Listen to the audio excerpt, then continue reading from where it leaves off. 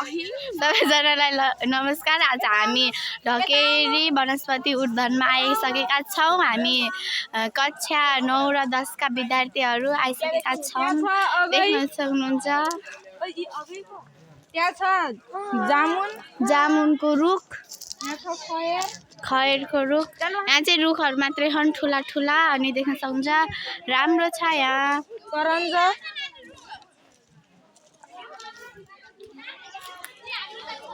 देख्न सक्नुहुन्छ हामी चाहिँ सबैले परीक्षण गर्दै हिँड्दै गरेका छन्। हामी पनि मैले चाहिँ भ्लग गराइदिएको सरको मोबाइलमा। देख्न सक्नुहुन्छ यति राम्रो छ। तपाईहरु पनि आउन सक्नुहुन्छ।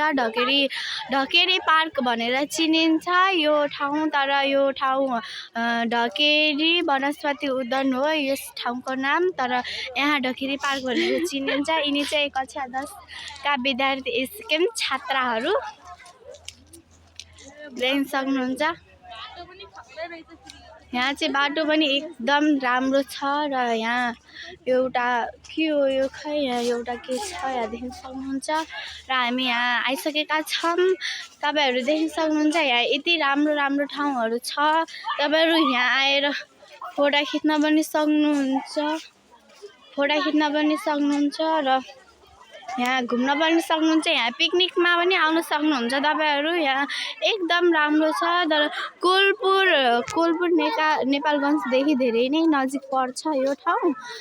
त्यस्तो खासै त पर्दैन, तर ढुकेमसेनको धेरै नै नजिक पर्छ। तपाईहरु देख्न सक्नुहुन्छ। अनि यहाँ चाहिँ बेलौतीको रुख र अमलाको रुख पनि छ। अमला पनि फलेछ। देख्न यहाँ चाहिँ एउटा घना जंगल जस्तो छ। हजुर देख्न सक्नुहुन्छ।